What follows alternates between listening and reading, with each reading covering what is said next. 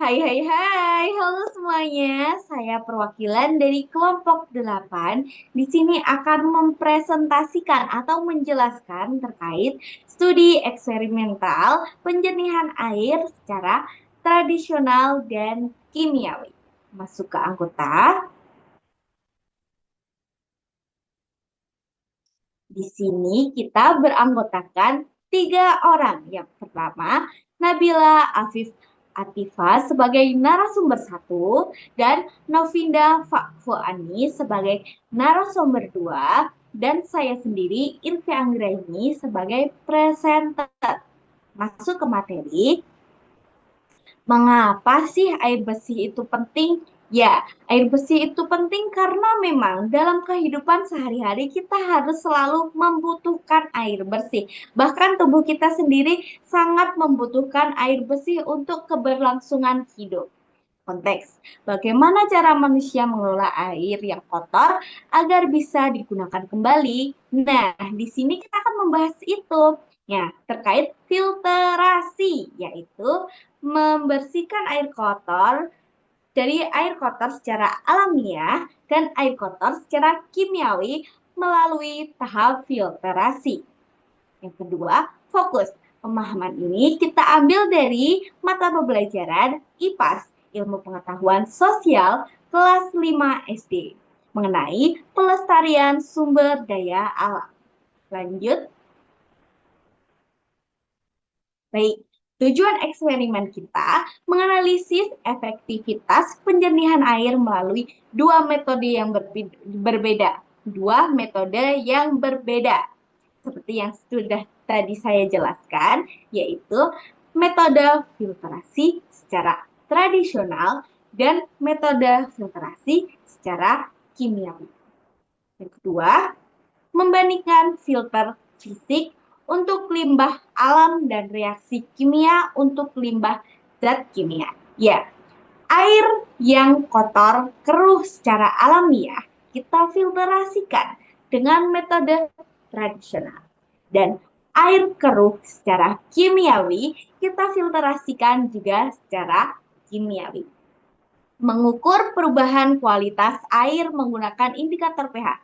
Tentu, dari sebelum air masih kotor dan setelah air sudah difiltrasi, kita akan menggunakan kertas lakmus untuk mengatur atau mengecek pH yang ada di dalam air tersebut. Baik, apakah pH-nya berubah atau tidak? Yuk, lanjut. Kita masuk ke 3 teori dasar penjernihan air. Yang pertama adalah teori filtrasi secara fisik, seperti saringan teh menahan kotoran yang lebih besar dari celah medianya. Nah, ini masuk teori filtrasi yang pertama itu masuk ke dalam filtrasi secara tradisional. Karena seperti saringan teh tentu saja dari susunan filtrasi secara tradisional yang menggunakan kayak batu kerikil, pasir, kapas, dan juga arang itu kan mencegah media-media atau kotoran yang besar agar luruh tersaring dan kemudian air bersih akan muncul atau air bersih akan tersedia karena kotoran-kotoran tersebut sudah tersaring. Yang kedua, teori adsorpsi, penyerapan. Arang memiliki pori-pori untuk menangkap bau dan racun yang tak kasat mata. Ya, ini juga masuk ke dalam penyerapan atau filtrasi secara tradisional karena ada arang juga di dalam filtrasi tersebut. Oke, yang ketiga, teori reaksi kimia, oksidasi, reduksi. Menetralkan zat kimia seperti vitamin C yang menjadikan iodin pada betadin. Nah, untuk teori ini baru masuk ke dalam teori filtrasi secara kimiawi. Dan ini tuh tahapannya hampir mirip seperti kaporit yang ada di kolam renang, karena juga membersihkan menggunakan reaksi kimia. Kita lanjut. Masuk ke landasan hukum. Landasan hukum dan standar air bersih. Dasar aturan standar mengikuti Permenkes nomor 2 tahun 2023 dan PP nomor 22 tahun 2021. Tiga syarat utama air layak. Yang pertama, fisik. Terlihat jernih, tidak keruh, tidak berbau, dan tidak ada rasa. Yang kedua, kimia. Memiliki pH netral 6,5 sampai 8,5 dan bebas zat beracun. Jadi mengapa kita harus selalu mengecek di belakang ketika mau membeli air bersih atau membeli air minum di toko-toko, karena kita bisa tahu pH netralnya kira-kira berapa ya di air tersebut. Oke, yang ketiga, secara biologi, benar-benar bebas dari bakteri berbahaya. Contohnya mikroorganisme seperti E. coli. Kita lanjut, masuk ke dalam waspada miskonsepsi. Sebenarnya kita ada 6 miskonsepsi, namun kita masukkan saja 3 di PPT ini. Yang pertama, air jernih pasti aman untuk diminum. Belum tentu. Air yang terlihat bersih dan jernih itu belum tentu bisa aman untuk diminum. Karena air jernih yang terdapat dari hasil filtrasi, belum tentu air itu bersih karena baru tersaring-saring kotoran yang terlihat saja.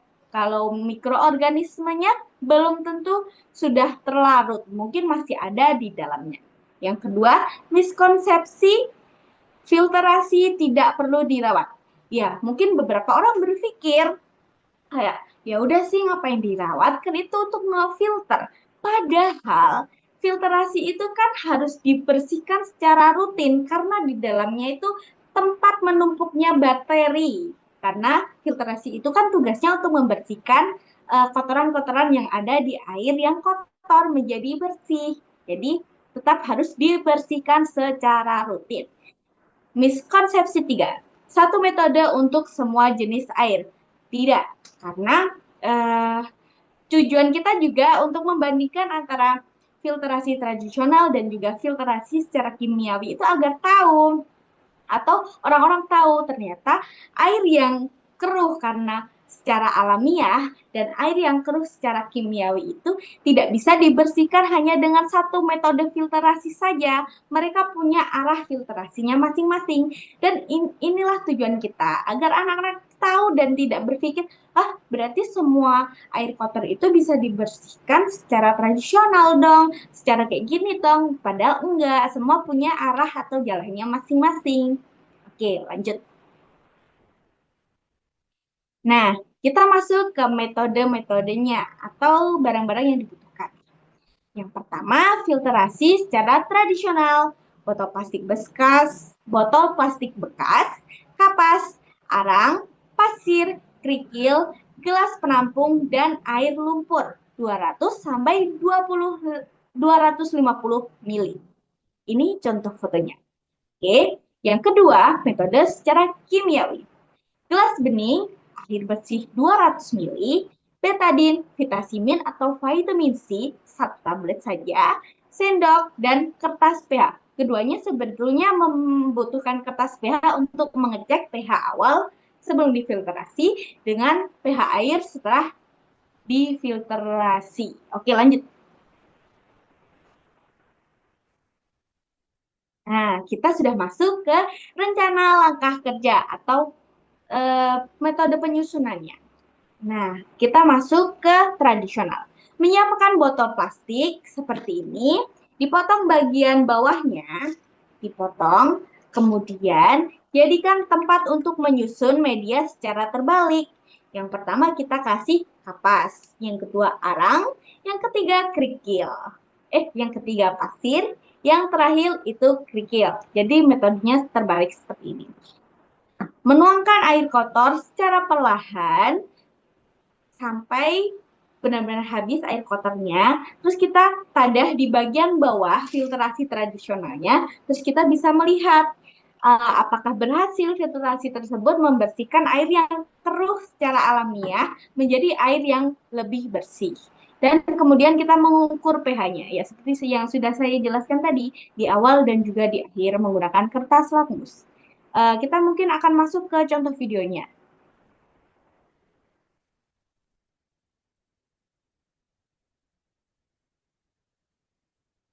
Boleh dikasih contoh ke Kak Novinda?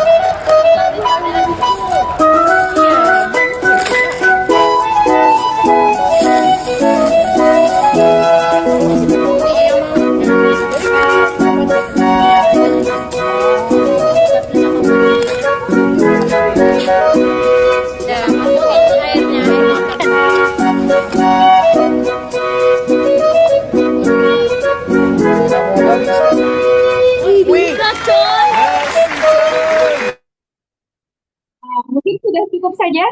Baik. Nah, itulah contoh video dari filterasi secara tradisional. Mungkin tidak sama persis dengan struktur yang kita berikan, karena di video itu tidak menampilkan memakai bahan arang, tapi mungkin di eksperimen kita secara langsung kita akan membawakan atau memakai metode yang pakai arang juga. Kita masuk ke rencana langkah kerja metode kimiawi.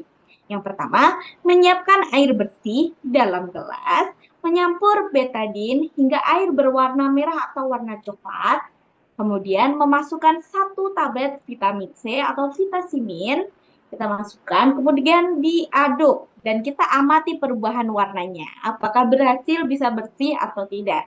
Dan tetap tak lupa, kita harus cek pH air sebelum dan selesai difiltrasi. Kita mungkin masuk ke video contohnya.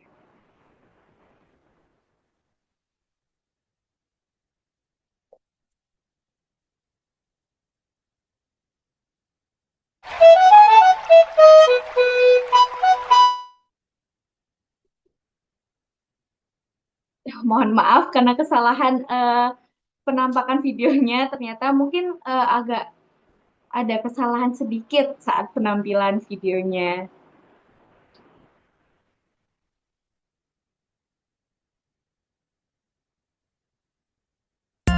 Ini dia.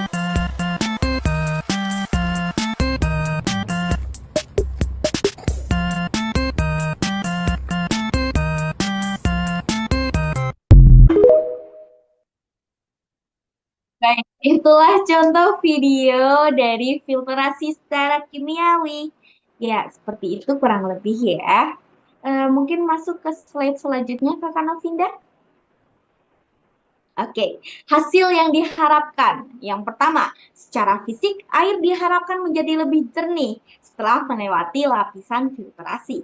Secara kimiawi, warna air hilang karena terjadi reaksi zat kimia di dalamnya.